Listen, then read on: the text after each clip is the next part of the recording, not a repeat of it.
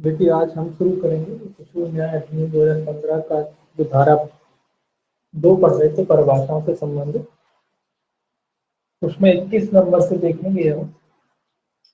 21 में दिया है बालक देखरेख संस्था। 21 में दिया हुआ है बालक देखरेख संस्था। तो पहले देखेंगे कि बालक देखरेख संस्था में कौन कौन आते हैं, क्या क्या आते हैं। पहले इसको पढ़ते हैं फिर देखते हैं। देखिए, धारा 21 कहता है, वो धारा नहीं, धारा 2 का 21 कहता है कि बालक देखरेख संस्था में क्या क्या आता है। इसमें लिखा है, बालक देखरेख संस्था से खुला आश्रय, संप्रेषण गृह, विशेष गृह, सुरक्षा स्थान, विशेषज्ञ दत्तक ग्रहण अभिकरण और उन बालकों को देखरेख और संरक्षा जिन्हें ऐसी सेवाओं की जरूरत है करने के लिए इस अधिनियम के अधीन मान्यता प्राप्त कोई उचित संस्था या सुविधा अभिप्रेत है। तो बालक देखरेख संस्था में क्या क्या आता है, आपको बस ये याद रखना है कि बाल गृह आते हैं, खुला आश्रय आता है, कोई संप्रेषण गृह मतलब जहाँ बालकों को भेजा जाता है, ऐसे स्थान आते हैं। इसके अलावा कोई विशेष गृह भी आते हैं, सुरक्षा स्थान भी आते हैं, विशेष दत्तक ग्रहण अभिकरण भी आता है इसके अंतर्गत, और कोई मान्यता प्राप्त उचित कोई संस्था जो इस अधिनियम के द्वारा जैसे मान्यता दी गई हो, कोई ऐसी संस्था भी इसके अंतर्गत आती है। तो ये आपको याद रखना कौन कौन आते हैं बालक देखरेख संस्था के अंतर्गत। बाल गृह, खुला आश्रय, संप्रेषण गृह, विशेष गृह, सुरक्षित स्थान और विशेष दत्तक ग्रहण अभिकरण, और इस अधिनियम के अधीन मान्यता प्राप्त कोई उचित संस्था बालक देखरेख संस्था के अंतर्गत आती है। तो ये चीजें आपको याद रखना है ना। अब समिति का दिया है 2/22 में कि समिति से क्या अर्थ है। समिति में आता है कोई बाल गृह। देखिए, इसके लिखा है, समिति से धारा 27 के अधीन गठित कोई बाल गृह समिति अभिप्रेत है। तो समिति में क्या आता है, कोई बाल गृह आता है, बाल गृह समिति। समिति में क्या आता है, बाल गृह समिति, धारा 27 के अधीन जिसका गठन होता है ऐसी। तो समिति में आपको याद रखना है कि समिति के अंतर्गत बाल गृह समिति आती है। समिति के अंतर्गत क्या आता है, बाल गृह समिति, जिसका गठन धारा 27 के अधीन किया गया हो, तो ऐसी समिति इसके अंतर्गत आती है। इसके बाद देखेंगे 2/23 न्यायालय। इसमें देखिए क्या कहता है कि न्यायालय से ऐसा कोई सिविल न्यायालय अभिप्रेत है जिसे दत्तक ग्रहण और संरक्षकता के मामले में अधिकारता प्राप्त है और जिसके अंतर्गत जिला न्यायालय, कुटुंब न्यायालय और नगर सिविल न्यायालय भी सम्मिलित है। तो कह रहा है कि कोई ऐसा सिविल न्यायालय, न्यायालय में क्या शामिल है, कोई भी सिविल न्यायालय, कोई ऐसा सिविल न्यायालय जिसे दत्तक ग्रहण या संरक्षकता के मामले में अधिकारता प्राप्त है, तो ऐसा सिविल न्यायालय इसके अंतर्गत आता है। तो न्यायालय में कौन सा न्यायालय शामिल है, या सिविल न्यायालय, ये याद रखना। न्यायालय में कौन सा न्यायालय शामिल है, सिविल न्यायालय। और कौन सा सिविल न्यायालय, जिसे दत्तक ग्रहण के मामले में या संरक्षकता के मामले में क्या प्राप्त है, अधिकारिता प्राप्त है, तो ऐसा सिविल न्यायालय आता है। और जिसमें क्या क्या शामिल है, कौन कौन से न्यायालय शामिल है, जिला न्यायालय शामिल है, कुटुंब न्यायालय शामिल है और नगर सिविल न्यायालय भी इसमें शामिल है। तो ये 3 न्यायालय इसमें शामिल है सिविल न्यायालय के अंतर्गत, जिला न्यायालय, कुटुंब न्यायालय और नगर सिविल न्यायालय। ये आपको याद रखना है कि न्यायालय में सिविल न्यायालय आते हैं, और वो सिविल न्यायालय जिन्हें दत्तक ग्रहण के मामले में और संरक्षकता के मामले में अधिकारता प्राप्त होती है, जिसमें 3 प्रकार के न्यायालयों को शामिल किया गया है, जिला न्यायालय को, कुटुंब न्यायालय को और नगर सिविल न्यायालय को शामिल किया गया है। इसके बाद देखिए 2/24 जो है शारीरिक दंड के बारे में कहता है कि शारीरिक दंड है क्या। देखिए, इसमें देखते हैं, ये कहता है 24, शारीरिक दंड से किसी व्यक्ति द्वारा किसी बालक को ऐसा शारीरिक दंड देना अभिप्रेत है जिसमें किसी बालक के लिए प्रतिशोध के रूप में या बालक को अनुशासित करने या सुधारने के प्रयोजनों के लिए जानबूझकर पीड़ा पहुंचाना अंतर्बलित है। तो शारीरिक दंड में ये कह रहा है कि किसी व्यक्ति द्वारा, शारीरिक दंड का अर्थ क्या है, किसी व्यक्ति द्वारा किसी बालक को या तो अपराध के प्रतिशोध के रूप में, प्रतिशोध मतलब बदले के रूप में, बदले की भावना से, अपराध के प्रतिशोध के रूप में, या फिर उसको अनुशासित करने के लिए या सुधारने के लिए, सुधारने के प्रयोजन के लिए जानबूझकर कोई शारीरिक दंड देना इसके अंतर्गत शामिल है। क्या क्या शामिल है इसमें, प्रतिशोध, याद रखें, प्रतिशोध यानी जानबूझ अपराध का प्रतिशोध, बदले की भावना से, प्रतिशोध के रूप में, या बालक को अनुशासित करने के लिए या उसको सुधारने के प्रयोजन से उसको शारीरिक दंड देना इसमें शामिल है, शारीरिक दंड में शामिल है। ये याद रखना, प्रतिशोध भी शामिल है और सुधारने के लिए और अनुशासित करने के लिए जो शारीरिक दंड दिया जाता है वो भी इसमें शामिल है। अब देखिए 25 क्या कहता है, बालवध सेवा।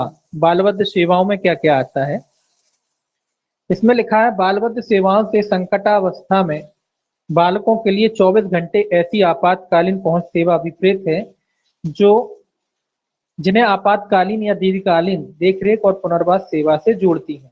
तो कुल मिला के बच्चों के लिए 24 घंटे संकटापन्न सेवा या बालवध सेवाओं का अर्थ क्या कह रहा है ये, बालवध सेवाएं कैसी होती हैं, जो संकट की अवस्था में 24 घंटे से आपातकालीन सेवा उपलब्ध कराती हैं। संकट की अवस्था में 24 घंटे, ये याद रखना है 24 घंटे हेल्पलाइन होता है ना, उसी तरीके से जो हेल्पलाइन की बात कह रहा है कि जो बच्चों की हेल्पलाइन है उसकी बात कह रहा है कि जो 24 घंटे में बच्चों को अगर कोई संकट वगैरह आता है उस घड़ी में उनको सेवा उपलब्ध कराती है। और जो आपातकालीन या दीर्घकालीन जो सेवाएं होती हैं या पुनर्वास की जो सेवाएं होती है उससे बच्चे को जोड़ती है। मतलब ये सेवाएं हैं कि बच्चे को कभी कोई प्रॉब्लम आती है, कोई दिक्कत आती है तो इन 24 घंटे को एक नंबर रहता है उस पर कॉल कर सकते हैं और ये तुरंत उपस्थित हो जाते हैं। कालीन या दीर्घकालीन जो भी देख रेख हो उससे इनको जोड़ती है, मतलब वहां पहुंचाती हैं ताकि बच्चों की देख रेख हो सके उस अवस्था में, चाहे दीर्घकाल के लिए हो चाहे अल्पकाल के लिए हो। ठीक है, तो बच्चों को सेवाएं उपलब्ध कराना संकट की अवस्था में, जब कोई संकट है बच्चों को लगता है कि कुछ तो कोई संकट आ रहा है तो एक 24 घंटे के लिए बच्चों के लिए हेल्पलाइन का जो नंबर रहता है उसके बारे में कह रहा है ताकि बच्चों को उस संकट की अवस्था से बचाया जा सके, जैसी भी स्थिति हो फिर आगे, चाहे उसको दीर्घकाल के लिए रखा जाए या कोई अल्प समय के लिए रखा जाए। ठीक है, अब देखिए 26 कहता है जिला बालक संरक्षक एकक यानी यूनिट कहते हैं, जिला बालक संरक्षक यूनिट से किसी जिले के लिए धारा 106 के अधीन राज्य सरकार द्वारा स्थापित एक बालक संरक्षक एकक या यूनिट कह लीजिए अभिप्रेत है, जो इस अधिनियम के क्रियान्वयन को और जिले में अन्य बालक संरक्षण उपायों को सुनिश्चित करने का केंद्र बिंदु हो। तो जिला बालक संरक्षक यूनिट का अर्थ आप याद रखें कि धारा 106 के अधीन राज्य सरकार द्वारा स्थापित बालक संरक्षक यूनिट, इसका आपको याद रखना है कि जिला बालक संरक्षक यूनिट का क्या अर्थ है, धारा 106 के अधीन राज्य सरकार द्वारा स्थापित बालक संरक्षक यूनिट इसके अंतर्गत आती हैं, जिसका उद्देश्य क्या होता है, इसका उद्देश्य होता है कि इस अधिनियम को कौन सा था 26, इस अधिनियम को क्रियान्वयन और जिले में बालक संरक्षक उपायों को सुनिश्चित करना, अधिनियम का क्रियान्वयन करना और जो बालक से संबंधित संरक्षण उपाय हैं उनको सुनिश्चित करना, बालकों के संरक्षण के उपायों को सुनिश्चित करना और इस अधिनियम का क्रियान्वयन करना, ये इसके उद्देश्य है। अब देखिए आगे 27 है उचित सुविधा तंत्र।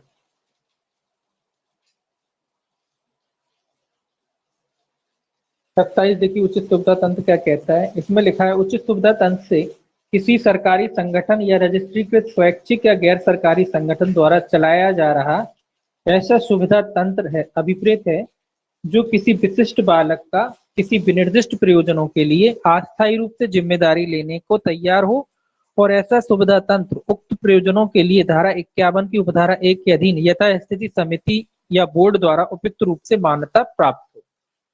तो ये कह रहा है उचित सुविधा तंत्र का में कौन कौन आते हैं, पहले तो ये देखिए कोई भी सरकारी संगठन आते हैं, रजिस्ट्रीकृत स्वैच्छिक या गैर सरकारी संगठन भी आते हैं, सरकारी संगठन भी आ सकते हैं, रजिस्ट्रीकृत स्वैच्छिक संगठन भी आ सकते हैं या कोई गैर सरकारी संगठन भी आ सकते हैं जिनके द्वारा वो सुविधा तंत्र चलाया जा रहा हो। विशिष्ट बालक के लिए, विशिष्ट बालक का मतलब है जो भी बालक पीड़ित होता है ना उसके लिए, विशिष्ट बालक के लिए विनिर्दिष्ट प्रयोजन मतलब जो बताए गए हैं उन प्रयोजनों के लिए, इस अधिनियम में जो प्रयोजन है उन प्रयोजनों में से कोई भी प्रयोजन हो सकता है, तो उन प्रयोजनों के लिए बस ये याद रखना है किस रूप में चलाया जा रहा है, अस्थायी रूप से, स्थायी रूप से नहीं, कैसा टेम्परेरी, ये याद रखना है टेम्परेरी रूप से चलाया जा रहा है, अस्थायी रूप से चलाया जा रहा है। तो अस्थायी रूप से क्या अपने ऊपर क्या लेने के लिए तैयार है, जिम्मेदारी, मतलब परमानेंट जिम्मेदारी नहीं ले रहा, कुछ समय के लिए वो बालक की जिम्मेदारी अपने ऊपर लेने के लिए तैयार है कि जो भी विनिर्दिष्ट प्रयोजन है वो उनका पालन करेगा, बच्चों का जो भी सुविधाएं है वो विनिर्दिष्ट प्रयोजन जो बताए गए हैं उनकी सुविधाएं बच्चों को उपलब्ध कराएगा, लेकिन कैसे उपलब्ध कराएगा, कुछ समय के लिए उपलब्ध कराएगा, जिम्मेदारी लेने के लिए तैयार है। और धारा 51(1) के द्वारा बोर्ड द्वारा क्या है, मान्यता प्राप्त है, ये भी याद रखना है। कैसी जिम्मेदारी ले रहा है वो, अस्थायी जिम्मेदारी ले रहा है, ये याद रखना है आपको, बस अस्थायी जिम्मेदारी ले रहा है। और धारा 51(1) के द्वारा बोर्ड द्वारा क्या है, मान्यता प्राप्त है। ये 2 पॉइंट आपको बस इसमें याद रखने हैं।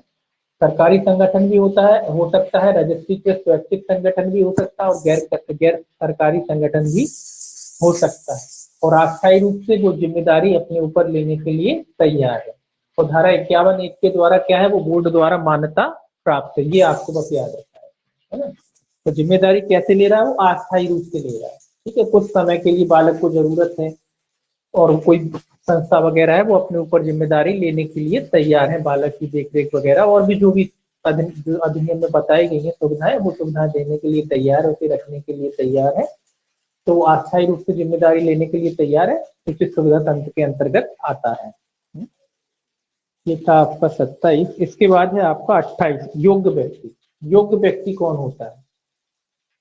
तो योग्य व्यक्ति वो है जो, देखिए पहले इसको पढ़ लीजिए, योग्य व्यक्ति क्या होता है। इसमें लिखा योग्य व्यक्ति से ऐसा व्यक्ति अभिप्रेत है जो बालक को विनिर्दिष्ट प्रयोजनों के लिए जिम्मेदारी लेने के लिए तैयार है, और ऐसे व्यक्ति की इस निमित्त जांच के पश्चात पहचान कर ली गई है, और उसे उक्त प्रयोजन के लिए यथास्थिति समिति या बोर्ड द्वारा बालक को लेने और उसकी देखरेख करने के लिए योग्य रूप से मान्यता प्रदान की गई है।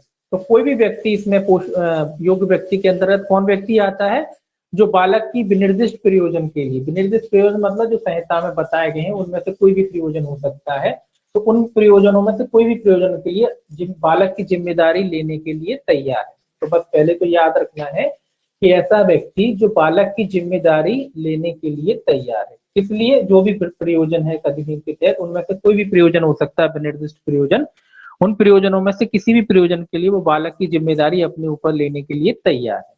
और समिति या बोर्ड द्वारा क्या कर ली गई है, उसकी जांच कर ली गई है। देखिए बालक की जिम्मेदारी किसी पे तभी, या योग्य जिम्मेदारी कब सौंपेगी, जब उस व्यक्ति की जांच कर ली जाएगी कि भाई ये व्यक्ति ठीक है कि नहीं है। तो बोर्ड द्वारा जांच कर ली गई है, जांच के बाद उस व्यक्ति को उचित पाया जाता है, तो ऐसा व्यक्ति क्या कहलाता है, योग्य व्यक्ति कहलाता है। योग्य व्यक्ति कौन है, जो बालक की जिम्मेदारी अपने ऊपर लेने के लिए तैयार है ना। किस प्रयोजन के लिए, जो भी प्रयोजन इस अधिनियम में बताए गए हैं उनमें से कोई भी प्रयोजन हो सकता है, उन प्रयोजनों के लिए बालक की जिम्मेदारी स्वयं के ऊपर या अपने ऊपर लेने के लिए तैयार होता है, ऐसा व्यक्ति योग्य व्यक्ति कहलाता है। योग्य और जिम्मेदारी तो तभी सौंपी जाएगी जब बोर्ड जांच करेगा कि भैया ये बात, आदमी जो जिम्मेदारी ले रहा है वो ठीक है कि नहीं है ना, किस टाइप का आदमी है, कैसा आदमी है, तो वो चेक कर लेगा। उसके बाद अगर वो बोर्ड ठीक समझता है तो ऐसा व्यक्ति क्या कहलाएगा, योग्य व्यक्ति कहलाएगा। तो आपको केवल इतना याद रखना है कि योग्य व्यक्ति वो है जो बालक की जिम्मेदारी अपने ऊपर लेता है, बस। योग्य व्यक्ति कौन है, जो बालक की जिम्मेदारी अपने ऊपर लेता है। और बाकी चीजें तो कॉमन है, ये तो आप जानते हैं, कोई भी बालक की जिम्मेदारी सौंपी जाएगी तो पहले जांच की जाएगी उस व्यक्ति की कि ये वाकई में ठीक व्यक्ति है या नहीं, ठीक है। तो ऐसा व्यक्ति जो बालक की जिम्मेदारी अपने ऊपर लेने के लिए तैयार है, योग्य व्यक्ति की परिभाषा में आता है। इसके बाद कहता है पोषण देखरेख, मतलब खाने पीने की बात कह रहा है कि भैया बच्चों की जो खाने पीने संबंधी जो है भोजन वाली व्यवस्था है उसके बारे में कह रहा है कि पोषण देखरेख में क्या शामिल है। इसमें लिखा है, देखिए, पोषण देखरेख से किसी बालक का समिति द्वारा बालक के जैविक कुटुंब से भिन्न ऐसे किसी कुटुंब के जिसका ऐसी देखरेख करने के लिए चयन किया गया है, जिसे अर्हत घोषित किया गया है, जिसका अनुमोदन और पर्यवेक्षण किया गया है, घरेलू वातावरण में अनुकल्पित देखरेख के प्रयोजनों के लिए रखा जाना अभिप्रेत है। तो पोषण देखरेख में क्या शामिल है, बस इतना ध्यान रखिए कि जैविक कुटुंब से भिन्न, जैविक कुटुंब से भिन्न मतलब जो उसके रियल कुटुंब है, परिवार है, उनसे भिन्न अन्य कोई व्यक्ति, अन्य कोई कुटुंब, व्यक्ति की जगह कुटुंब कह सकते हैं, अन्य कोई कुटुंब व्यक्ति जिसकी देखरेख करने के लिए क्या किया गया है, जिसका चयन किया गया है, मतलब उसके परिवार या कुटुंब से भिन्न कोई कुटुंब या परिवार है जो उसकी देखरेख करने के लिए क्या है, उसका चयन किया गया है, तो उसको क्या कहेंगे, उसको कहेंगे पोषण देखरेख। मतलब जहां से, जैसे कि आप अपने घर में रहता है कोई बालक, जैसे उसके घर में ना रह के वो किसी अन्य किसी के घर में या कुटुंब में रहता है, जहाँ उसको कोई, जैसे जो अपने बच्चे होते हैं जैसे देखरेख की जाती है ना, खाना पीना सारी सुविधाएं जो होती हैं वो अगर इसको दी जाती है, तो ऐसी देखरेख को क्या कहते हैं, पोषण देखरेख कहते हैं। इसमें भी समिति वगैरह द्वारा जांच की जाती है उस कुटुंब की जांच की जाएगी, उनको उचित पाया जाता है, तभी उनको पोषण देखरेख के लिए सौंपा जाता है बालक को, है ना। तो पोषण देखरेख का अर्थ है जैविक जो कुटुंब है उससे भिन्न किसी भी कुटुंब जो है उसके द्वारा जो जिम्मेदारी ले ली जाती है उसे पोषण देखरेख कहा जाता है। पारिवारिक वातावरण में जैसे अपने बच्चे रहते हैं वैसे ही हो, तो उस तरीके से अगर कोई परिवार है, कोई कुटुंब है, वो उसकी जिम्मेदारी ले लेता है तो उसे पोषण देखरेख कहा जाता है। और समिति या बोर्ड जैसी भी स्थिति हो, उनकी जांच करने के बाद उसे उचित समझते हैं तो, है ना। तो जांच तो सभी में की जाएगी। तो पोषण देखरेख का है जैविक कुटुंब से भिन्न, बस ये याद रखना है, जैविक कुटुंब से भिन्न अन्य कोई कुटुंब द्वारा जो उसकी देखरेख की जाती है, उसकी देखभाल की जाती है और जिसका चयन किया गया है समिति द्वारा, तो ऐसी देखरेख को पोषण देखरेख कहा जाता है।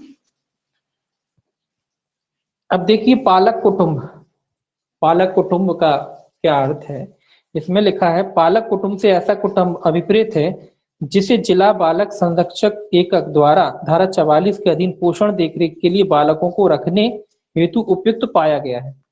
ये कह रहा है पालक कुटुंब का अर्थ क्या है, मतलब जो बच्चों को पालने के लिए तैयार है, रखने के लिए तैयार है, ऐसा कुटुंब तो वो रखने को तैयार है बालक को, बच्चे को, और जिसे धारा 44 के अधीन, बस इतना याद रखना है कि धारा 44 के अधीन बालक संरक्षक यूनिट, एकक यूनिट एक ही बात है, जिसे बालक संरक्षक यूनिट द्वारा पोषण देखरेख के लिए क्या किया गया है, उचित पाया गया है। ये याद रखना है, अब केवल एक लाइन आपको, जिसे धारा 44 के अधीन, पालक कुटुंब का क्या अर्थ है, जिसे धारा 44 के अधीन, ये याद रखना, धारा 44 के अधीन, किसके द्वारा, बालक संरक्षक यूनिट द्वारा, बालक संरक्षक, ये याद रखना है, बालक संरक्षक यूनिट या एकक कह लीजिए, एक ही बात है, बालक संरक्षक यूनिट द्वारा किसके लिए, पोषण देखरेख के लिए क्या पाया गया, उपयुक्त पाया गया या उचित पाया गया है, कुछ भी कह लीजिए। तो पोषण देखरेख के लिए क्या पाया गया, उचित पाया गया, किस धारा के अधीन पाया गया, धारा 44 के अधीन बालक संरक्षक यूनिट द्वारा, धारा 44 के अधीन बालक संरक्षक यूनिट द्वारा। तो ये याद रखना है। पालक कुटुंब का अर्थ क्या है भैया, जो बच्चे को रखने के लिए तैयार, जो बच्चे को पालने के लिए तैयार है कि भैया हम इसका सारा खर्च उठाएंगे, इसको पालेंगे रखेंगे, ऐसा कोई कुटुंब शामिल है, ठीक है। संरक्षक, देखिए संरक्षक में क्या आता है, संरक्षक से लिख रखा है 31 में, 31 कहता है संरक्षक से किसी बालक के संबंध में उसका नैसर्गिक संरक्षक या ऐसा कोई व्यक्ति अभिप्रेत है जिसकी वास्तविक देखरेख में यथास्थिति समिति या बोर्ड की राय में वह बालक है और जिसे यथास्थिति समिति या बोर्ड द्वारा कार्रवाई के दौरान संरक्षक के रूप में मान्यता प्राप्त की गई है। तो संरक्षक कौन है, पहले बस आपको याद रखना, जिसे समिति या बोर्ड द्वारा कार्रवाई के दौरान क्या किया गया है, संरक्षक के रूप में मान्यता दी गई। इसमें उसका नैसर्गिक संरक्षक भी आता है, अन्य कोई संरक्षक भी आता है, दोनों ही आते हैं। तो संरक्षक कौन है, जिसे समिति द्वारा या बोर्ड द्वारा कार्रवाई के दौरान मतलब समिति या बोर्ड द्वारा कार्रवाई की जाती है, उसको देखा जाता है, चेक किया जाता है, उसके बाद क्या किया जाता है, उसे मान्यता दी जाती है। तो संरक्षक कौन है, जिसे समिति या बोर्ड द्वारा कार्रवाई के दौरान संरक्षक के रूप में मान्यता दी गई है। इसमें उसका नैसर्गिक संरक्षक भी शामिल है, अन्य कोई संरक्षक भी इसमें शामिल है जो उसकी क्या कर रहा है, देखरेख कर रहा है। ऐसा कोई संगठन, ऐसा कोई व्यक्ति जो उसकी देखरेख कर रहा है, वो भी इसमें शामिल है। तो नेचुरल संरक्षक भी है और अन्य जो संरक्षक होते हैं वो भी शामिल है। लेकिन जिसे समिति या बोर्ड द्वारा कार्रवाई के दौरान, आपको याद रखना है संरक्षक कौन है, जिसे समिति या बोर्ड द्वारा कार्रवाई के दौरान संरक्षक के रूप में क्या दिया गया है, मान्यता दी गई है, ऐसा संरक्षक इसके अंतर्गत आता है। ठीक, अब इसको मिटा के फिर आगे। इसके बाद आएगा 32 में सामूहिक पोषण देखरेख। सामूहिक पोषण देखरेख इसके बाद है।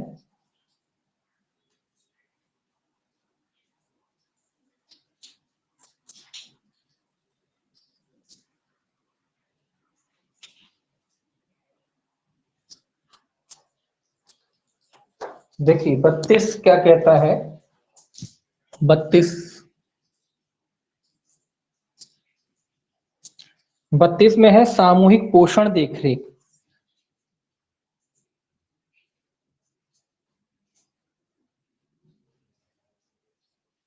सामूहिक पोषण देखरेख, पहले इसे पढ़ लें, देखें देखिए क्या कहता है। इसमें लिखा है सामूहिक पोषण देखरेख से देखरेख और संरक्षण के जरूरतमंद ऐसे बालकों के लिए जिसकी पैतृक देखरेख नहीं होती है, कुटुंब जैसी ऐसी देखरेख सुविधा अभिप्रेत है जिसका उद्देश्य कुटुंब जैसे और समुदाय आधारित समाधानों के माध्यम से व्यक्तिपरक देखरेख करने तथा संबंध और पहचान के बोध को अनुकूल बनाने का है। इसका मतलब क्या हो रहा है भाई? सामूहिक देखरेख का अर्थ क्या हो रहा है? कुटुंब जैसी देखरेख। मतलब एक मिनट, सामूहिक देखरेख का अर्थ क्या हो रहा है?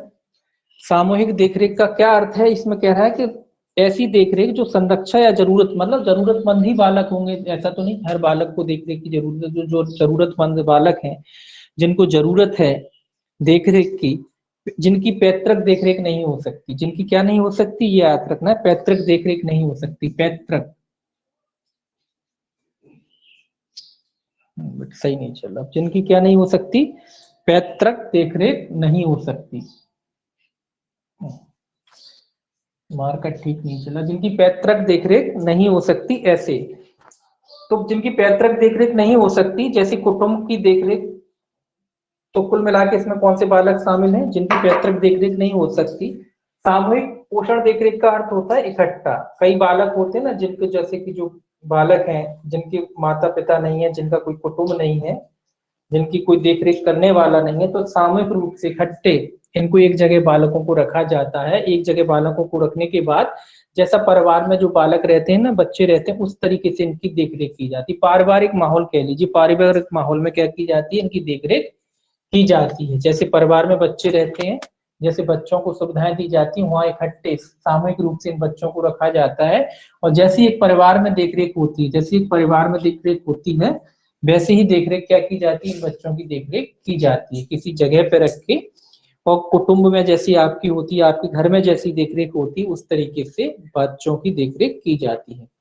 तो ऐसी देखरेख को क्या कहते हैं? ऐसी देखरेख को सामूहिक देखरेख कहते हैं। बस इतना याद रखिए, कुटुंब के जैसा, अपने परिवार जैसा जो माहौल जहाँ मिलता है, जहाँ एक साथ बच्चों को रखा जाता है, जो भी आवश्यकता वाले बालक है, जिनको जरूरत है, ऐसे सारे सभी बालकों को इकट्ठा एक साथ रखा जाता है किसी जगह। कोई भी संस्था हो सकती है, कोई भी घर हो सकता है, कुछ भी जगह हो सकती है जहाँ उनको रखा जाता है, मान्यता प्राप्त होती है सरकार से, तो वहां रखा जाता है। उनके खाने पीने की, स्कूल की, शिक्षा की, सारी चीजों की व्यवस्था रहती है। जैसे एक घर में बालकों की रहती है, वैसे ही इनकी व्यवस्था की जाती। तो ऐसी देखरेख को क्या बोलते हैं? ऐसी देखरेख को सामूहिक पोषण देखरेख बोला जाता है। ठीक,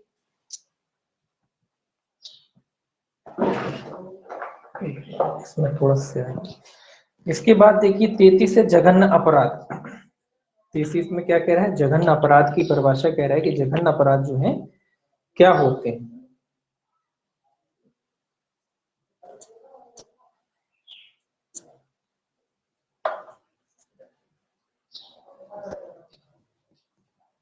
देखिए 33 कह रहा है जघन्य अपराध।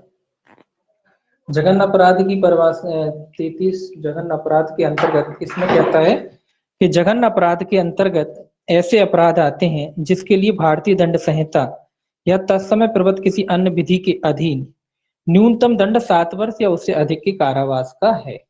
ये आपको याद रखना है। 33 में ये इंपॉर्टेंट है। 33 में इंपॉर्टेंट है, ये आपको याद रखना है। 33 में क्या है? जघन्य अपराध।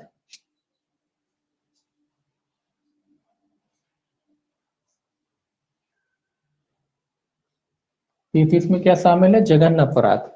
जघन्य अपराध कैसे? जो आईपीसी के अधीन या अन्य विधि के अधीन, या अन्य विधि के, दोनों ही की बात कह रहा है, चाहे आईपीसी हो या अन्य कोई विधि हो, आईपीसी या अन्य विधि के अनुसार। ये तो खैर आपको दिक्कत नहीं है इसमें। ये कह रहा है आईपीसी या अन्य विधि के अनुसार न्यूनतम दंड 7 वर्ष या उससे अधिक के कारावास का है। तो न्यूनतम दंड कितना है? न्यूनतम जो दंड है वो कितना है? 7 वर्ष या उससे अधिक प्लस कह लीजिए। तो 7 वर्ष या उससे अधिक का दंड जिस अपराध में होता है, ऐसे अपराधों को क्या माना गया? जघन्य अपराध माना गया। ये याद रखना है आपको कि जघन्य अपराध कौन से? 7 वर्ष से ऊपर तक के अपराध। 7 वर्ष और उससे ऊपर तक के जो अपराध हैं जिसमें सजा होती है, ऐसे अपराधों को क्या माना गया है? जघन्य अपराध माना गया है। ये आपको याद रखना है कि जघन्य अपराध कौन से हैं? जिनमें 7 वर्ष या उससे ऊपर की सजा होती है, ऐसे अपराधों को जघन्य, तो इतना ही याद रखना है आपको। जिसमें 7 वर्ष या उससे ऊपर की सजा होती है, ऐसे अपराध कैसे हैं? ऐसे अपराध जघन्य अपराध की श्रेणी में आते हैं। ठीक है, अब ये अब पढ़ेंगे, बाद में देखेंगे इसमें क्या यूज है कि जघन्य अपराध है तो क्या है। 34 देखिए क्या कहता है, अंतर्देशीय दत्तक ग्रहण। अंतर्देशीय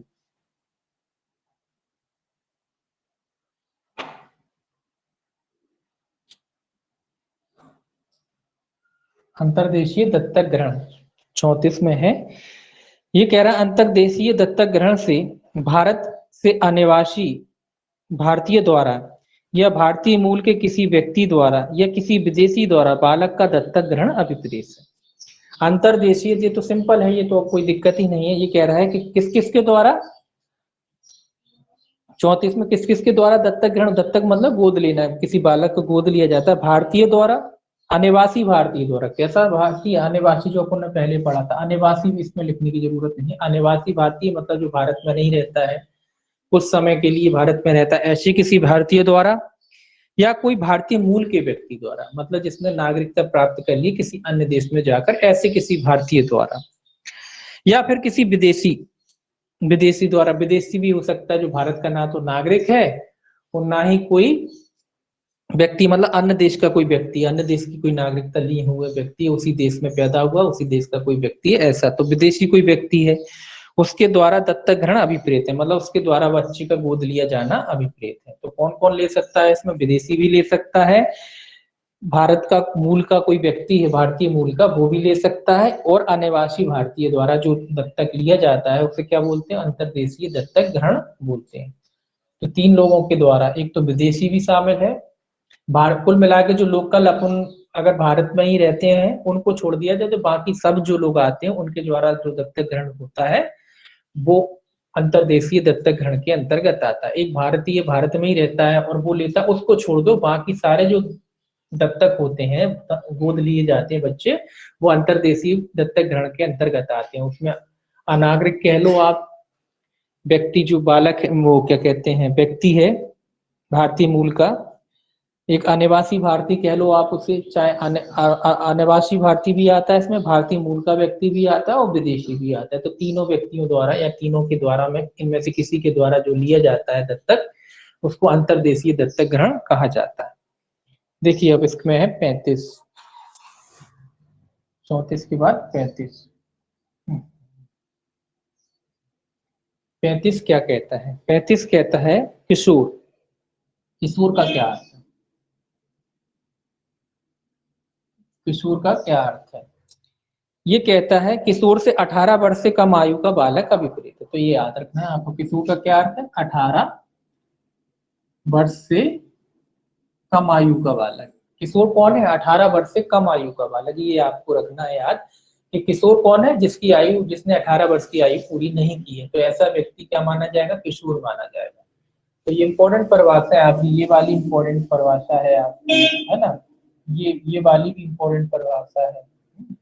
ये सब इंपॉर्टेंट परिभाषा, जघन्य अपराध की, किशोर की परिभाषा पूछी, किशोर की परिभाषा में ये पूछा जाएगा कि किशोर कौन होता है ना। तो 18 वर्ष से कम आयु का जो, सीआरपीसी में 16 वर्ष दे रखा है, सीआरपीसी में जो दे रखा है उसको छोड़ दो, यहाँ पे अपन किशोर की पढ़ रहे हैं। सीआरपीसी में जो दे रखा है ना वो प्रोसीजर लॉ है, वो एक अलग चीज है, तो इसका यहाँ पढ़ेंगे। यहाँ किशोर जो है, देखिए अलग अलग जो दे रखा है वो अलग छोड़ो, इधर हम किशोर न्याय की बात कर रहे हैं, तो यहाँ किशोर की आयु कितनी है, 18 वर्ष, है ना।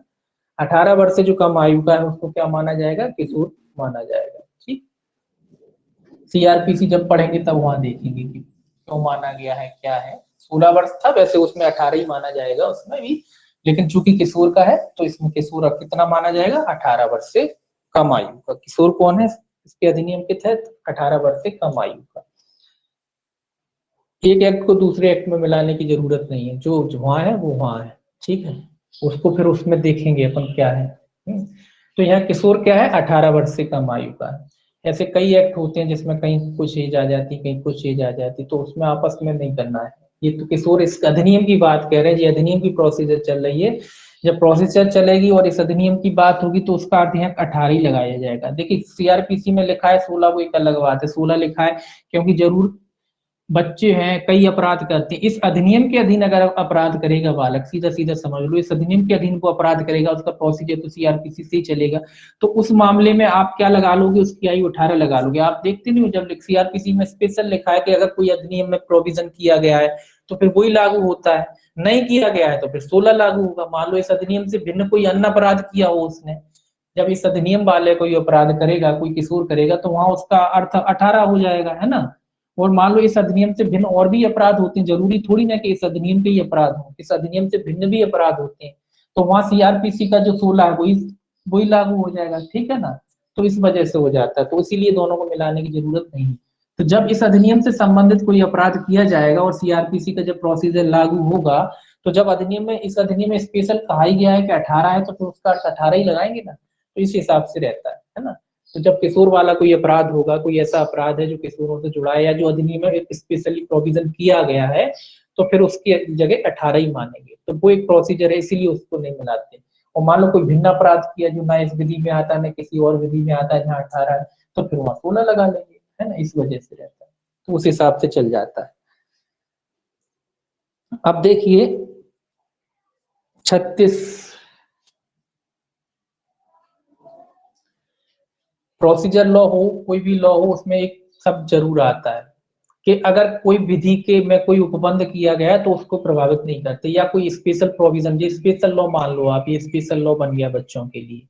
अब इससे संबंधित अगर अपराध होगा और जहां सीआरपीसी और इनमें दोनों में दिक्कत होगा और इसी अधिनियम का कोई अपराध है, तो फिर किसको मानेंगे, तो इसी को मानेंगे, ठीक है ना, इसीलिए, है ना। बाकी अन्य अपराध है तो फिर सीआर, और अन्य अपराध है जहाँ कोई ये दी ही नहीं रखी है तो फिर सीआरपीसी मान लेंगे, है ना। तो इसीलिए क्लियर रहता है, इसीलिए दोनों को मिक्स करने की दिक्कत जरूरत नहीं रहती। तो इस अधिनियम से संबंधित कोई भी अपराध होगा तो वहां किशोर की आयु क्या मानी जाएगी, 18 ही मानी जाएगी, 18 वर्ष से कम आयु का व्यक्ति माना जाएगा।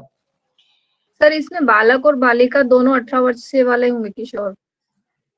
हाँ, किशोर, बालक बालिका का मत, बालक में बालक बालिका दोनों शामिल है, इसमें लड़का लड़की का कोई डिफरेंस नहीं है कि लड़का हो कि लड़की हो। बालक का मतलब दोनों ही है, चाहे लड़का हो चाहे लड़की हो, दोनों।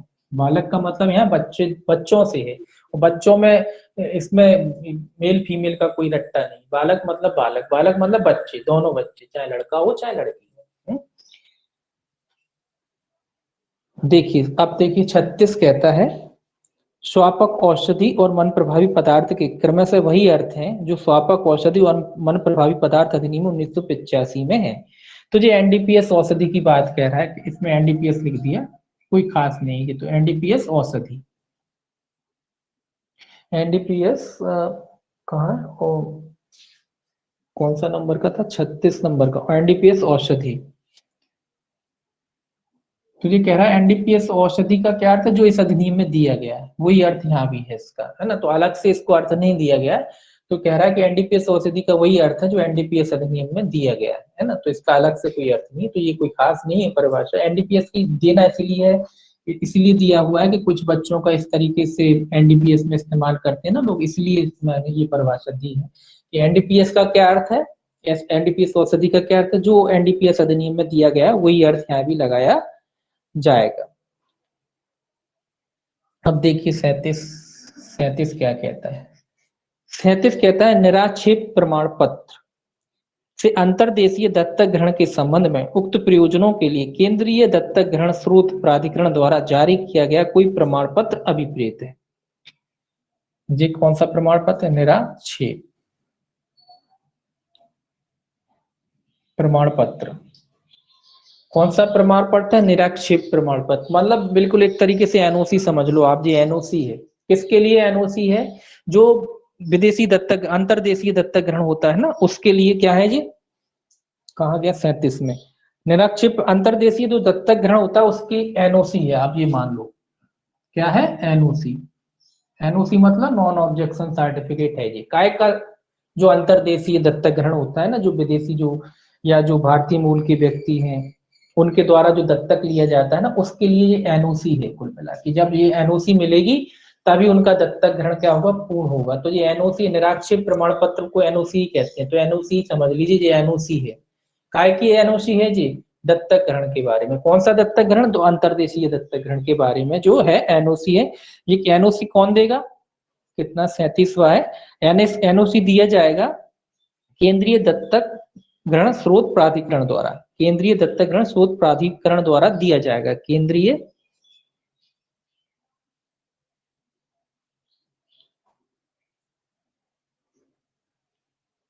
स्रोत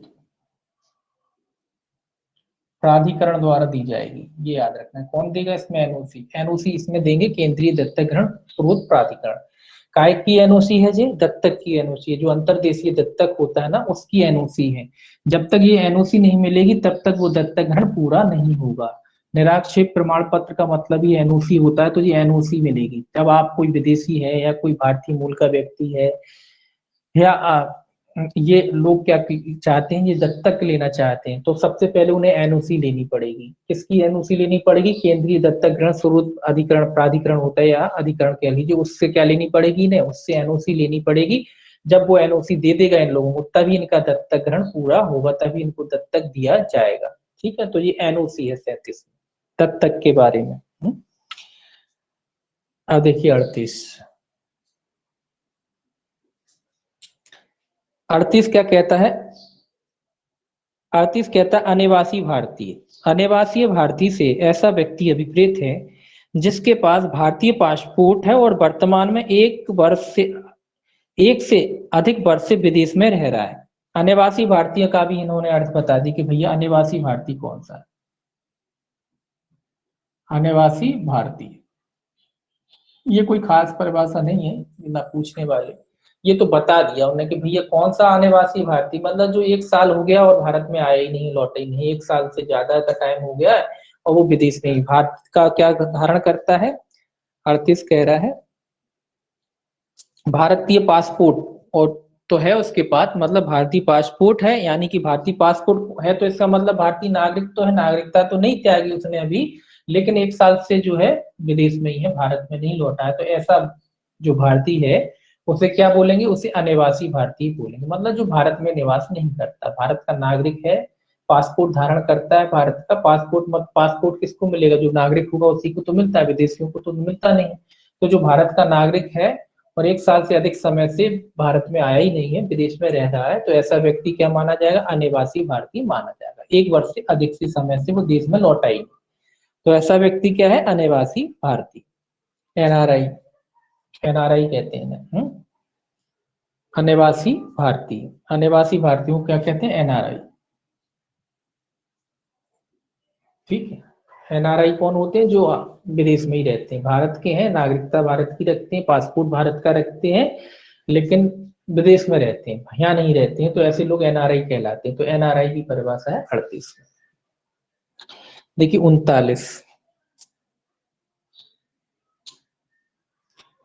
39 कहता है अधिसूचना। ये भी कोई खास नहीं है, इसमें भी कोई आपको ध्यान नहीं रखना है थोड़ा। अधिसूचना का अर्थ तो आप जानते ही हैं, कहा गया?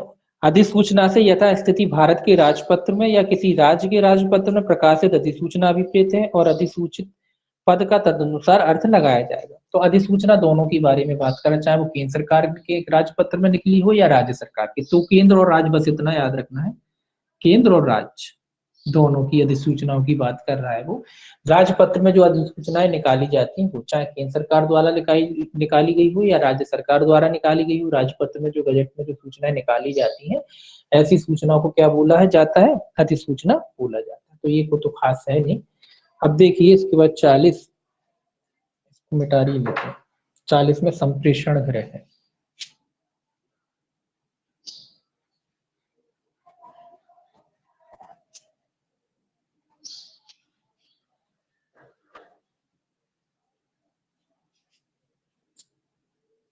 चालीस 40 क्या कहता है? संप्रेक्षण गृह।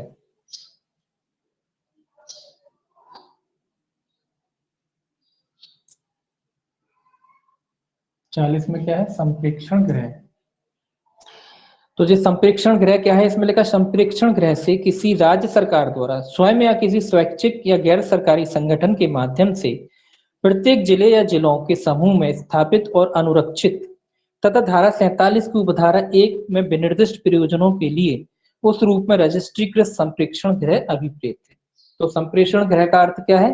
राज्य सरकार द्वारा, ये याद रखना है। संप्रेषण गृह यही आता है कि स्थापना कौन करता है? राज्य सरकार। तो पहले तो आपको ये याद रखना है, राज्य सरकार। संप्रेषण गृह की स्थापना कौन करेगा? राज्य सरकार करेगी। राज्य सरकार करती है संप्रेषण गृह की स्थापना, या तो स्वयं कर सकती है सरकार, मतलब सरकार के द्वारा खुद ही बनाए जा सकते हैं उन आश्रय गृहों को, या फिर किसी स्वैच्छिक या गैर सरकारी संगठन द्वारा भी बनाए जा सकते हैं। संप्रेषण गृह मतलब जहाँ बालकों को रखा जाता है, बालक वगैरह रहते हैं ना, तो उनके लिए संप्रेषण गृह राज्य सरकार या तो स्वयं बना सकती है, अगर सक्षम है सरकार तो खुद भी बनाती, जिलों पे बना, हर जिले में बनाती है, हर जिले में बनाएगी, या फिर कई जिले मिला के एक बना सकती, जैसी मतलब उनकी स्थिति होती सरकार की, जैसी उसकी पॉकेट में पैसा होगा सरकार वैसे ही तो काम करेगी ना। तो हर जिले वाई जिले भी बना सकती है, या दो जिलों को मिला के एक संप्रेषण गृह बना दिया, या फिर कोई जो स्वैच्छिक संगठन वगैरह होते हैं, कई संगठन जो है सरकार से मान्यता प्राप्त रहते हैं, तो उनको भी दे सकती है अनुमति कि भैया आप बना लो। कई लोग बनाते हैं ना, कि अनाथ आश्रय बनाए हैं, ऐसे बच्चों के लिए कई लोग उनके रहने की व्यवस्था के लिए बनाते हैं गृह वगैरह।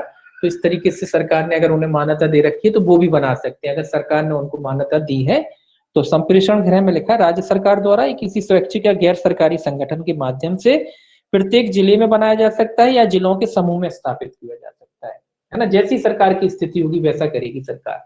अगर सरकार की स्थिति अच्छी तो प्रत्येक जिले में बना देगी, सरकार में पैसा नहीं है तो 4 जिले मिला के एक बना देगी संप्रेषण गृह, और फिर जैसी आवश्यकता हो उसके हिसाब से दोनों चीजें देखी जाती हैं कि आवश्यकता जितनी होगी उसके हिसाब से, आवश्यकता ही नहीं है तो जबरदस्ती थोड़ी ना बनाएगी। तो जैसी आवश्यकता होगी उसके हिसाब से सरकार जिलों के माध्यम प्रत्येक जिले में बना सकती है या जिलों के समूह के रूप में स्थापित कर सकती है। तथा धारा 47 की उपधारा 1 में विनिर्दिष्ट प्रयोजनों के लिए उस रूप में रजिस्ट्रीकृत संप्रेषण गृह। तो ये याद रखना है किस प्रयोजन से बनाती है, धारा 47। धारा 47 की कहा गया, 47 की उपधारा 1, 47 की उपधारा 1 के प्रयोजन से, धारा 47 की उपधारा 1 के प्रयोजन के उद्देश्य के लिए बनाया जाता है। तो धारा 47 जब आएगा अपन उसको पढ़ेंगे कि कौन कौन से बच्चों की खान पान रहने वगैरह उन सारी चीजों के लिए होता है, तो उसके लिए संप्रेषण गृह वगैरह बनाए जाते हैं, तो आगे पढ़ेंगे अपन।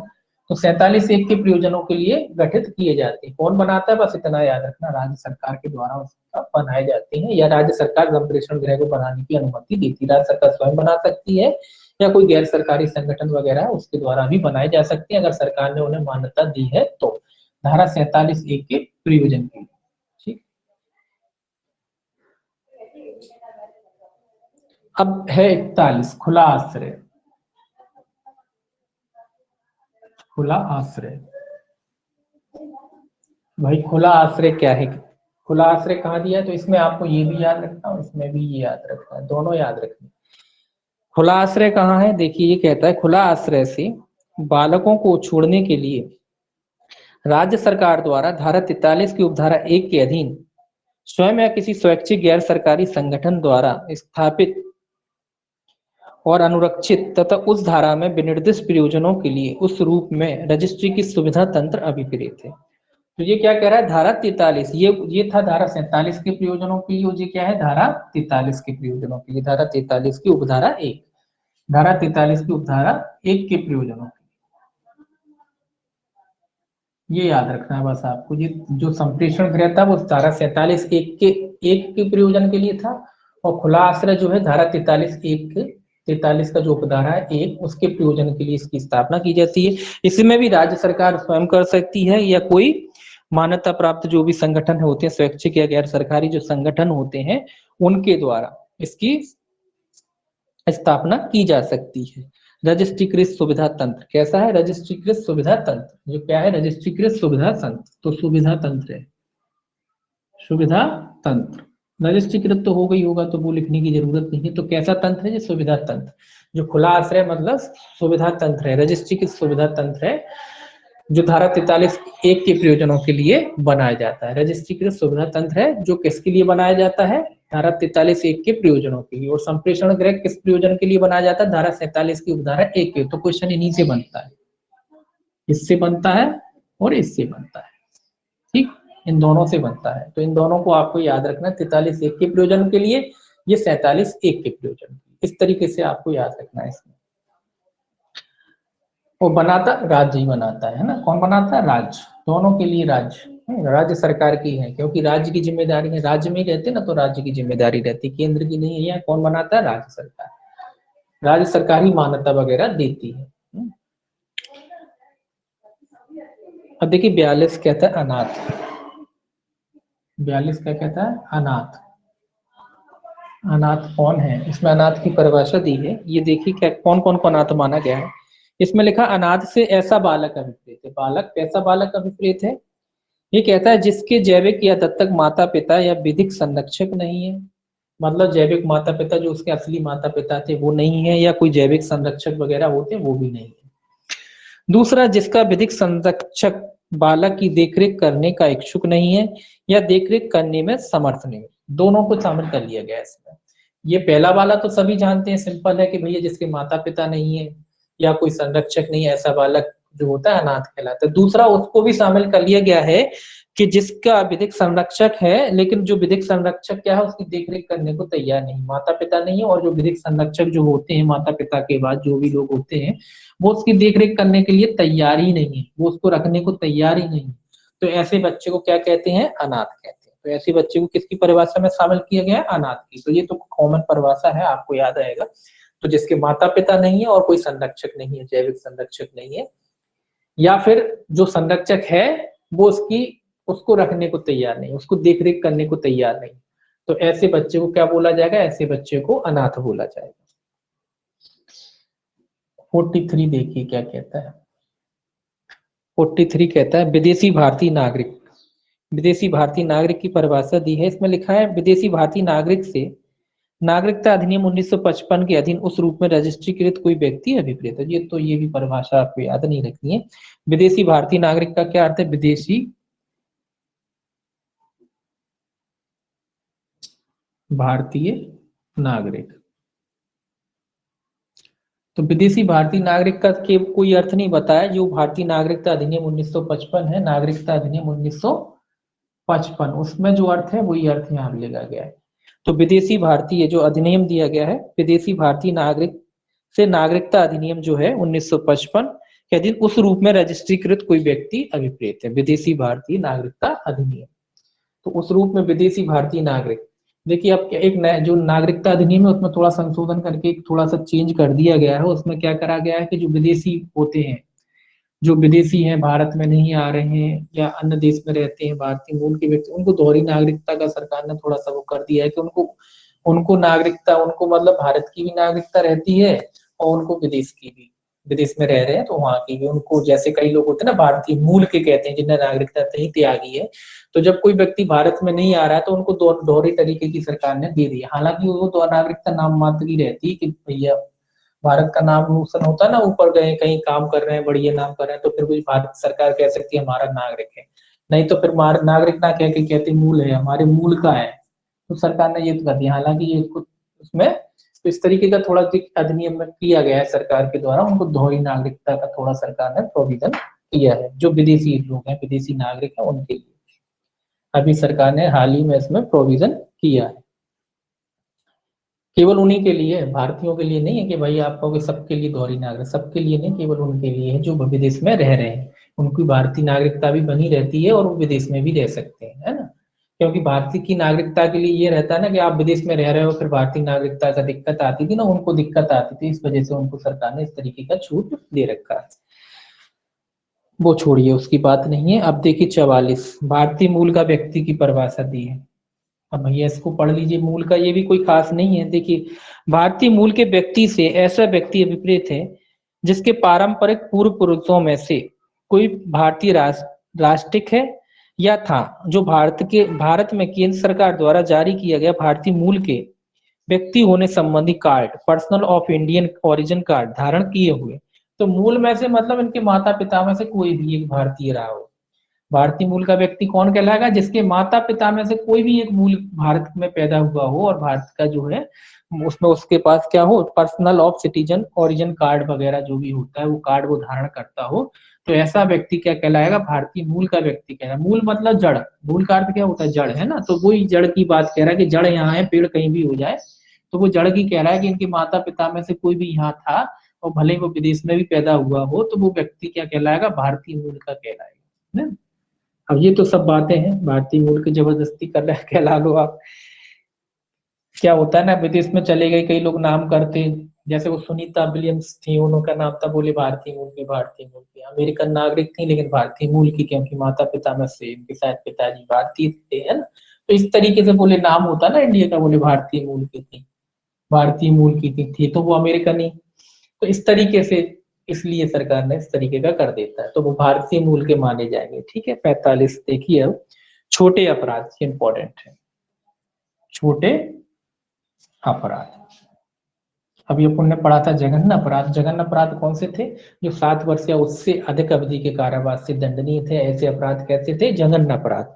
अब छोटे अपराध कौन है?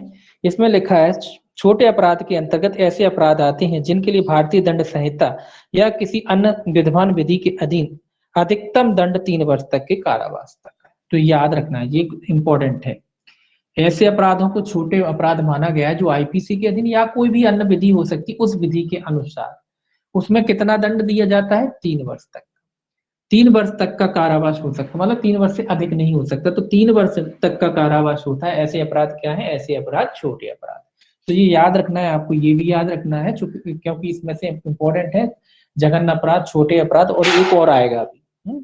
3 प्रकार के अपराध बताए गए हैं, तीनों आएंगे। तो ये छोटे अपराध कौन से? 3 वर्ष तक के अपराध।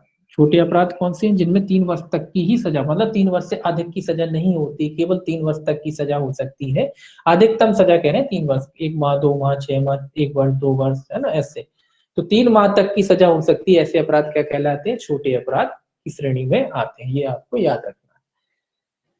इसके बाद देखिए सुरक्षित स्थान, यहाँ लिख लीजिए 46 है, सुरक्षित स्थान।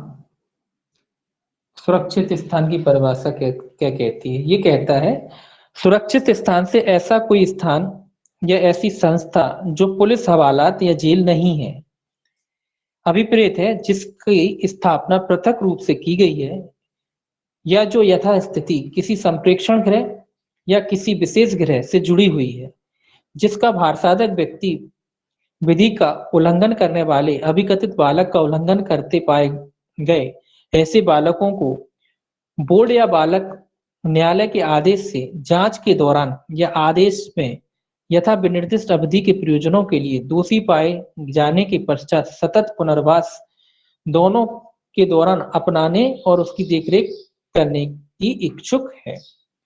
तो कुल मिला के सुरक्षित स्थान, पहले क्या कह रहा है कि सुरक्षित स्थान क्या है? सुरक्षित स्थान क्या है? तो सुरक्षित स्थान ऐसे हैं जो इसमें पुलिस, पहले तो याद रखना है कि पुलिस और हवालात या जेल इसमें नहीं आते। सुरक्षित स्थान की जो परिभाषा है उसमें हवालात और जेल ये नहीं शामिल, ये जो जेल है ये इसकी परिभाषा में नहीं आते। ठीक है, पहले तो ये याद रखना है आपको कि हवालात और जेल जो है सुरक्षित स्थान की परिभाषा में नहीं आते। तो सुरक्षित स्थान कौन से स्थान होते हैं? जी कह रहा है कि जेल और हवालात नहीं होते और पृथक रूप से इनकी स्थापना की जाती, अलग रूप से इनकी स्थापना की जाती है। तो सुरक्षित स्थान वो होते हैं जो विधि का उल्लंघन करने वाले जो बालक हैं, ये कह रहा है, ये याद रखना है। कैसे बालक? जो विधि का उल्लंघन करते हैं, विधि का उल्लंघन मतलब जिन्होंने कोई अपराध किया है, ऐसे बालक हैं। और न्यायालय के आदेश के अनुसार जो भी स्थान वगैरह है उसमें उनको रखा जाता है। जो सुरक्षित स्थान है, जो मानव अपराध सुरक्षित स्थान है, वो रखने के लिए तैयार है। मतलब कब तक रखने के लिए? जब तक न्यायालय का आदेश वगैरह रहता है। तो कुल मिला के ऐसे बच्चों को हवालात में और जेल में ना भेजकर कहाँ भेजा जाता है? सुरक्षित स्थान पर। तो किन बालकों को भेजा जाता है सुरक्षित स्थान में? जिनने अपराध किया है। अपराध मतलब विधि का उल्लंघन ही कहते हैं ना। तो ऐसे बालक जिनने इस अधिनियम के तहत कोई विधि का उल्लंघन किया है, तो ऐसे बालकों को उसमें रखा जाता है। कब तक रखा जाता है? जब तक न्यायालय का आदेश बना रहता है तब तक उसको रखा जाता है। तो ऐसे बालकों को जेल और हवालात में ना रख के कहाँ रखा जाता है? सुरक्षित स्थान में। तो ये इंपॉर्टेंट है इसमें कि सुरक्षित स्थान में किनको रखा जाता है? ऐसे बालकों ने जिन्होंने विधि का उल्लंघन किया है। सुरक्षित स्थान में किन बालकों को रखा जाता है? ऐसे बालकों को रखा जाता है जिन्होंने किसी विधि का उल्लंघन किया है। न्यायालय के आदेश के अनुसार उन्हें उतनी अवधि के लिए रखा जाता है उस स्थान में। और जो भी सुरक्षित स्थान वगैरह है वो उनको रखने के लिए, उसकी पोषण वगैरह जो भी देख रेख है वो देख रेख करने के लिए सामने। तो ये इंपॉर्टेंट है इसमें कि सुरक्षित स्थान में किनको रखा जाता है? विधि के उल्लंघन करने वाला बालक। ये याद रखना आपको, क्योंकि अभी और स्थान आएंगे तो दोनों में कंफ्यूजन होगी कि सुरक्षित स्थान कौन सा होता है और कौन सा स्थान कौन सा होता है। इसीलिए तो सुरक्षित स्थान कौन सा है? जहां विधि के उल्लंघन करने वाले बालक को रखा जाता है। बस आपको इतना याद रखना है कि ऐसा स्थान जहां विधि के उल्लंघन करने वाले बालक को रखा जाता है उसका पुनर्वास के दौर लिए, तो ऐसा स्थान क्या कहलाता है? सुरक्षित स्थान कहलाता है और किसी संप्रेषण गृह या विशेष गृह से जुड़ा होता है। किसी संप्रेषण गृह या विशेष गृह से ये जुड़े होते हैं ना, तो उससे लिंक्ड होते हैं। किस किस से लिंक होते हैं? कोई संप्रेषण गृह जो हम पहले पढ़ चुके हैं, है ना, या कोई विशेष गृह जो बनाए गए हैं बच्चों के लिए, उससे, इनसे लिंकेड होते हैं, इनसे जुड़े हुए होते हैं, है ना। सुरक्षित स्थान कौन से होते हैं? इनसे जुड़े हैं, है? या कोई विशेष गृह बनाए गए हैं उनसे जुड़े हुए होते हैं, तो ऐसे स्थान होते हैं। इनसे जुड़े हुए, संप्रेषण गृह से जुड़े हुए मतलब लिंक होते हैं। ये वो बच्चे होते हैं जिन्होंने विधि का कोई उल्लंघन किया, तो उनको सेपरेटली अलग रखा जाता है, तो उन बच्चों के लिए है संप्रेषण या सुरक्षित स्थान। तो ये आपको याद रखना है। कैसे बालकों को रखा जाता है? जो विधि का उल्लंघन करते हैं। अब विहित की परिभाषा दी गई है, विहित बताया गया 47 में कि विहित क्या है। विहित तो आप जानते हैं, नियमों द्वारा बनाए गए विहित, इस अधिनियम के अधीन बनाए गए नियमों द्वारा विहित। तो विहित का क्या अर्थ होता है? जो भी नियम इस अधिनियम द्वारा बनाए गए हैं वो है।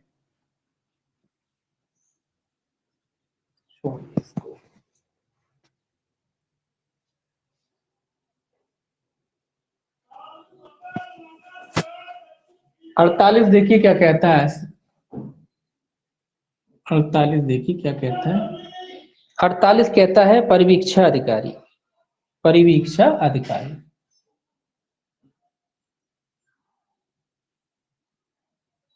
भाई परिवीक्षा अधिकारी कौन होता है? ये कह रहा है परिवीक्षा अधिकारी से राज्य सरकार द्वारा अपराधी परिवीक्षा अधिनियम 1958 के अधीन परिवीक्षा अधिकारी के रूप में नियुक्त किया गया अधिकारी या राज्य सरकार द्वारा जिला बालक संरक्षक यूनिट के अधीन नियुक्त किया गया विधि सह परिवीक्षा अधिकारी अभिप्रेत है। तो इसमें कह रहा है कि कौन परिवीक्षा अधिकारी माना गया है? जो परिवीक्षा अधिनियम है 1958, परिवीक्षा अधिनियम है तो 1958 लिख दिया। कौन सा अधिनियम? परिवीक्षा अधिनियम जो है 1958, उसके अधीन 1958 के अधीन परिवीक्षा अधिकारी के रूप में नियुक्त किया गया। इसी परिवीक्षा अधिकारी के रूप में कौन सा नियुक्त किया गया व्यक्ति? परिवीक्षा अधिनियम के अधीन नियुक्त किया गया कोई व्यक्ति इसके अंतर्गत आता है।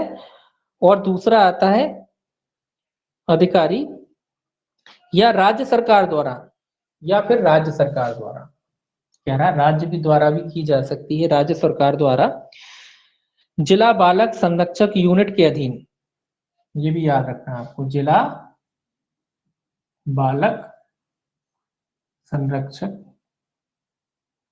यूनिट लिख लीजिए, है ना, यूनिट, इसके अधीन नियुक्त किया गया व्यक्ति, इसके अधीन नियुक्त व्यक्ति, इसके अधीन नियुक्त कोई व्यक्ति जो होता है वो भी क्या कहलाएगा? परिवीक्षा अधिकारी कहलाएगा, नियुक्त व्यक्ति। या तो परिवीक्षा जो अधिनियम है 1958 उसके अधीन नियुक्त किया गया हो, या फिर राज्य सरकार द्वारा जिला बालक संरक्षक जो यूनिट होती है उसके अधीन उसे नियुक्त किया गया हो, तो ऐसा व्यक्ति कौन कहलाता है? ऐसा व्यक्ति परिवीक्षा अधिकारी कहलाता है। दो चीजें आई हैं, एक तो परिवीक्षा अधिनियम 1958 के अधीन नियुक्त व्यक्ति हो सकता है, या फिर राज्य सरकार द्वारा जिला बालक संरक्षक यूनिट द्वारा। तो ये वाला जो पॉइंट है ये इंपॉर्टेंट है इसमें, कि जिला बालक संरक्षक यूनिट द्वारा जो नियुक्त किया जाता है राज्य सरकार द्वारा जो व्यक्ति, वो भी परिवीक्षा अधिकारी की परिभाषा में आता है। 49 देखिए, भावी दत्तक। ये कहता है भावी दत्तक माता पिता। दत्तक मतलब गोद, जो अपन पढ़ रहे हैं कि भावी मतलब जो होने वाले हैं, जो आगे बच्चे के भावी दत्तक माता पिता हैं। तो इसमें लिखा भावी दत्तक माता पिता, दत्तक लिख लीजिए, ठीक है, माता पिता। तो भावी दत्तक माता पिता कौन है? इसमें लिखा धारा 57 के उपबंधों के अनुसार बालक के दत्तक के लिए पात्र व्यक्ति अभिप्रेत। बस केवल इतना याद रखना है कि धारा 57 के अधीन कैसे व्यक्ति? पात्र व्यक्ति, मतलब जो भी जांच वगैरह हुई है उसके बाद धारा 57 आगे पढ़ेंगे दत्तक के बारे में है। तो दत्तक के बारे में जब पात्र पाए लिए जाते कि भैया हाँ ये दत्तक ले सकते हैं, ऐसा व्यक्ति बिल्कुल उचित है दत्तक लेने के लिए, तो ऐसे व्यक्ति क्या कहलाते हैं? पात्र व्यक्ति कहलाते हैं दत्तक लेने के लिए, है ना। तो पात्र व्यक्ति इसके अंतर्गत आते हैं, धारा 57 के अंतर्गत आते हैं, ठीक। तो ऐसे व्यक्ति क्या है? भावी दत्तक माता पिता कहलाते हैं। धारा 57 की जो शर्तों को पूरा करते हैं, ऐसा याद रखिए कि जो धारा 57 की शर्तों को पूरा करते हैं और उसके अधीन पात्र हैं, योग्य हैं, उसके अधीन बच्चे को गोद लेने के लिए योग्य हैं, तो ऐसे व्यक्ति क्या कहलाते हैं? भावी दत्तक माता पिता कहलाते हैं। अब देखिए 50 और देख लीजिए, योग्य व्यक्ति।